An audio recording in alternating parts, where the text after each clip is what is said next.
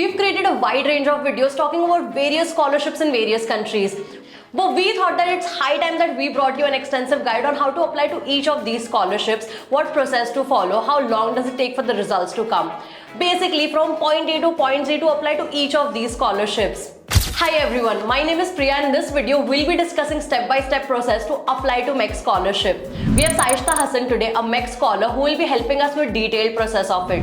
But before we dive into it, make sure you subscribe to our channel because it's free just like our services. Let's get started. My name is Shaaista Hasan. I am from Kolkata. I was born in New Delhi and I did my university. I attended university in Amity University, Kolkata, where I did my undergraduate degree in physics. Right now, I am here working as a graduate student in my laboratory in Shimane University, Matsue campus in Japan. And the department I'm working in is that of Science and Engineering, where I'm under the MSc Physics and Applied Physics course.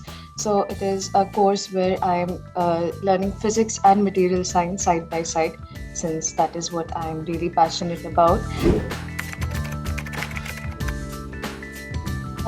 So the MEXT Scholarship, or as they say, the Monbukagusho Scholarship, is awarded by the government of Japan.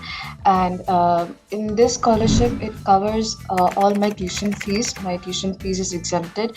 Along with that, it also gives me a monthly stipend of around, since I'm a graduate student, I get a stipend of around 1,44,000 yen.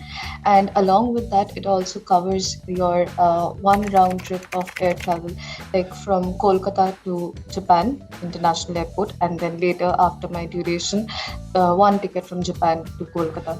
So these are the main things that is being covered by this scholarship. For the MEXT Scholarship, there are generally two intakes that go on. One is during the fall semester, which is during the month of September to October. Another one is during the spring semester.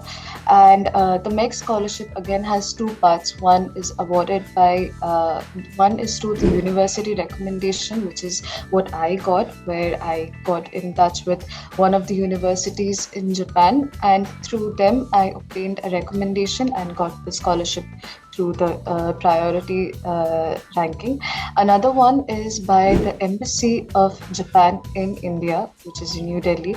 So over there is like a written examination you have to give. So that is mainly for it's for the spring semester. And if anyone is trying for the spring semester, maybe you have to try like in the beginning of the year. Usually, like next year, if someone tries during February, March, they will be able to get it for the spring semester in 2025.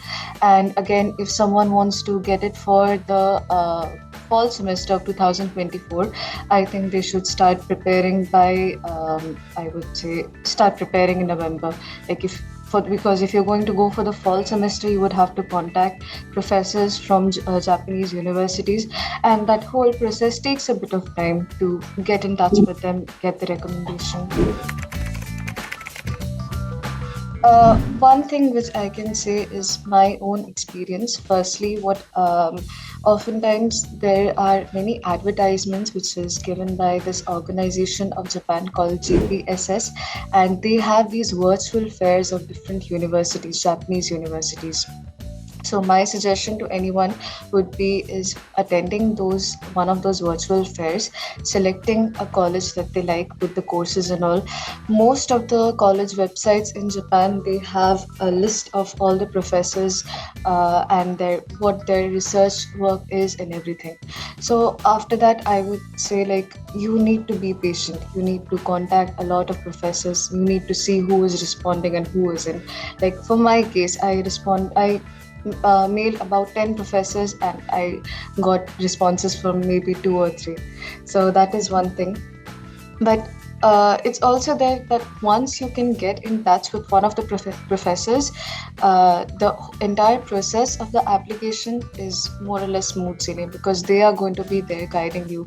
Like, you need to submit a research plan as to what you want to do, then what all documents you need, that also they will guide you in everything. So my biggest suggestion would be is to mail as many professors as you can, to those who meet your description, and try to really introduce yourself, introduce your background. For my university that I had chosen, I was at a small disadvantage because my university isn't a part of the partner universities of Shimano University. So what I needed was LOR from the head of my institute of applied sciences. Apart from that, I needed to submit my research plan, as in when I go to Japan, what exactly am I planning to work on? So, since my professor works in the field of LEDs, I have to give a detailed description on what my prototype structure would be. Apart from that, there is also an application form, of course, which you need to fill. You need to, if you are already if you have already graduated from your previous university, you need to give your degree certificate, or if not, you are supposed to at least submit a certificate of expected graduation. Apart from that, you also need your IELTS scores, and yeah, I guess those are about the things that you need. And if you have any bachelor thesis or any papers, conferences, whatever, proof of the research work that you have done, because research is key in Japan. A lot of universities, they heavily rely on that. For my case, I submitted my applications, and this, by the way, I should add, the application should be sent by post, not by online. So I sent my applications by post during the end of February, and my interview again was on mid-February or something like that. And after you send out your applications, I guess it depends from university to university, but most of them, if you are getting a recommendation from the university, the university decides that they want to recommend you, the results will generally be out by mid-March. And after you get recommended by the university based on the priority ranking, because the final decision is made by the MEXT organization. So if you are selected for the scholarship, you get the notification by end of June.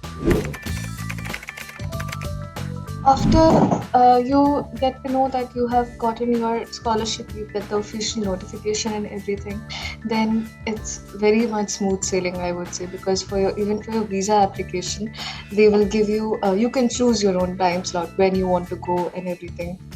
And for me, I went in around, I guess, 11th of August I had gone, and you don't really need that many requirements. You just need the proof of your scholarship that you have gotten, the notification that you need to submit, and I guess maybe your passport. And apart from that, they will just, you go to the consulate office, you have to fill an application, and within 1 or 2 working days, you get your visa. So I think main hard work is till you get the scholarship, and after that it is pretty much smooth sailing, because even for the air tickets, they will send out an application for you to fill it out based on, like, you can select when you want to go, at which place to which place you want to go. For me, I chose Kolkata to Osaka on, I guess it was on 26th of September I left from Kolkata. So you have a lot of flexibility after. Tips, as in, one thing which I can really say is that if if there is any student who is planning for Japan, and maybe they have just started out university or something, or even in the last year of university, I would say that academics are important. It is important to have a minimum good GPA, maybe above 8.5 or so. But I feel more than that, it is very important to focus on the research aspects. Like, coming from a physics background, what I can say that more than my academics, they looked at what all conferences I had done, what my thesis was, because I had three theses during my undergraduate degree. So these, how active are you in research is a very key factor in boosting your CV and boosting your chances of getting the scholarship. And yes, apart from that, I would just say be patient. It's going to take a lot of time. You will face a lot of rejections, but you just have to be patient. We hope this video provided you with all the information that you will be needing to apply for MEXT Scholarship. Do let us know which are the scholarship you would want us to cover, and we will be right back. Also, don't forget to subscribe to the channel and like this video. I'll see you next time.